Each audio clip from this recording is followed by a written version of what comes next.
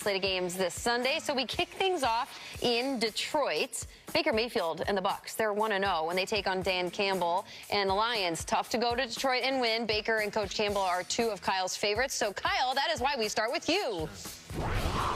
I'd love to start. First of all, Mike Evans, you better have a game. I spent the entire week saying you're the greatest thing ever put on this planet. You better go out there. Don't have 3 drops and 1 catch for 9 yards, Mike. I love you. Do you guys know how good Jared Goff has been in his career against Tampa Bay? This is one of those things that comes up in research you might not know.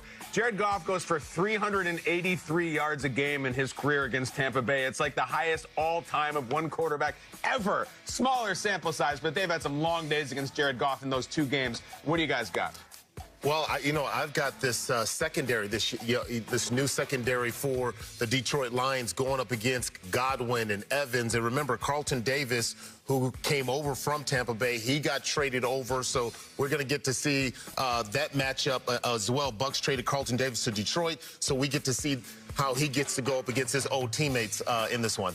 Yeah, I got the Lions and their run game to see if they can continue to build off of that run game that they had in overtime and establish that physical presence there in Detroit. So I'm excited to see this game. 2 kind of cool personalities in the NFL going up against each other in Baker and Jared Goff, and a rematch, of course, from the playoffs last season. All right, the New Orleans Saints head to Jerry's World to take on the Cowboys. Both of these teams were clicking on all cylinders in Week 1. Manti, former team in the New Orleans Saints, they head to Dallas. Yeah, I'm really excited to see if New Orleans can keep Derek Carr scot-free, keep him away from Micah Parsons. If they can keep Derek Carr on his feet, I think they're going to find a lot of success this week, and I'm looking forward to seeing that defense and how they adapt in that chess match between Dak Prescott and Demario Davis.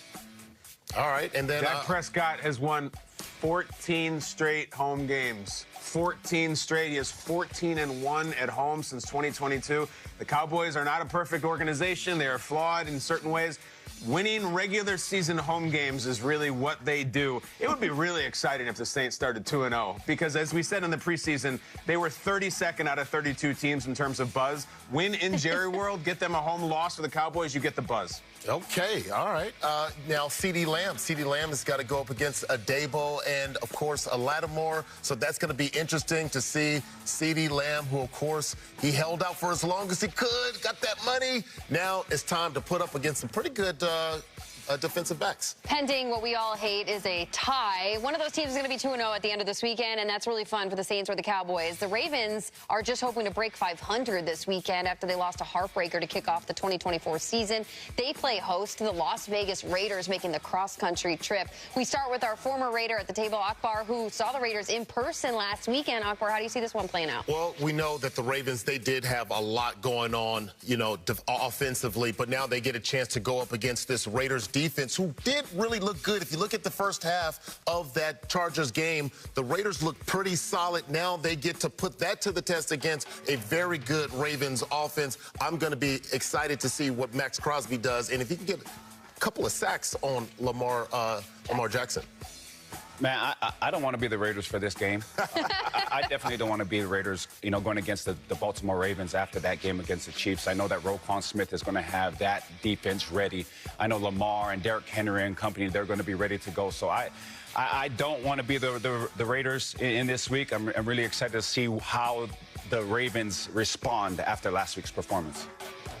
Yeah, I think Lamar was furious, and Isaiah Likely was furious. Lamar has not lost consecutive starts in 3 years. John Harbaugh has not started 0-2 in 9 years, and now they're home against a team that's not terribly promising after Week 1 traveling across the country. Wrap up. This one could get out of hand.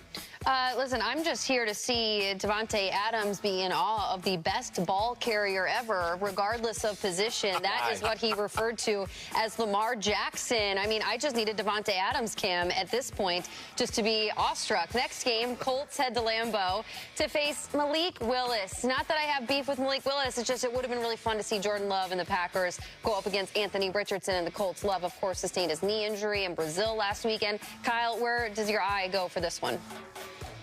First of all, Jamie, I'm with you. After that Davante Adams take, he needs Lamar to have a game against his own team. Like, you can't come out and say he's the greatest ball carrier ever, and then Lamar does nothing.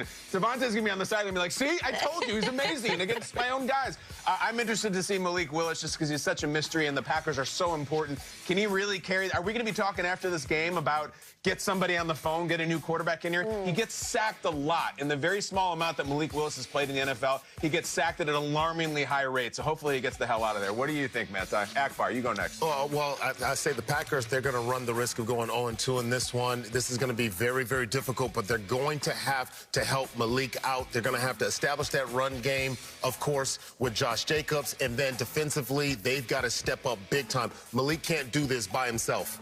Yeah, no, speaking of Josh Jacobs, unfortunately for the Packers, Josh Jacobs is used to a stacked box because he played for a Raiders team last year that they couldn't get the ball to Davante Adams. So he knows what it feels like in those situations to have a stacked box, and he has success there. So I think they'll be fine.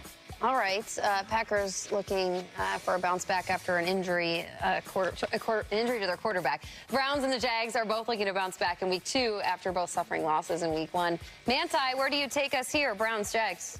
Man, my eyes are on the quarterback. I want to see how Deshaun Watson responds. I know that another thing came up on outside of the field. How is he doing mentally? How is that going to affect his performance on the field? So I'm excited to see what happens. I know they have a lot of injuries. Their defense was a little rocky in the first week. So I want to see just how this team responds and if they can get their season back on the right track. Yeah, I mean, I don't know if anybody in the entire NFL needs a big game more than Deshaun Watson does. Maybe Daniel Jones, but we'll get into that. I look at Browns-Jags, 2 separate players who were actually built in a laboratory. Myles Garrett versus Trevor Lawrence. Last time they went at it, Trevor Lawrence took the most hits he has ever taken in his career, including 4 sacks. Watching those 2 perfect specimens run away from each other and over each other, that's why I'm tuning in. Yeah, last week we saw, of course, Micah Parsons kind of picking on that against the Cleveland Browns offensive line. You know, they've got some young guys on the offensive side. They had some injuries. Now they have an opportunity. They're going to be going up against Travon Walker, against Josh Hines-Allen. These guys are going to get after it. Can they stop them? Can they stop this mean pass rush? All right, the San Francisco 49ers travel to Minnesota as well. That was our first version of Mad Minute. We make sure to cover all the games here on a Friday. I know, get out. Manti, when you were here a month ago, you told a quick story, and it related to 3 important words that pertain to you defensively, and they are? JBD. Just ball, dog. And we got a segment coming up now where Manti's got to talk about defenders, linebackers, and how they have to just ball, dog. We'll see you soon.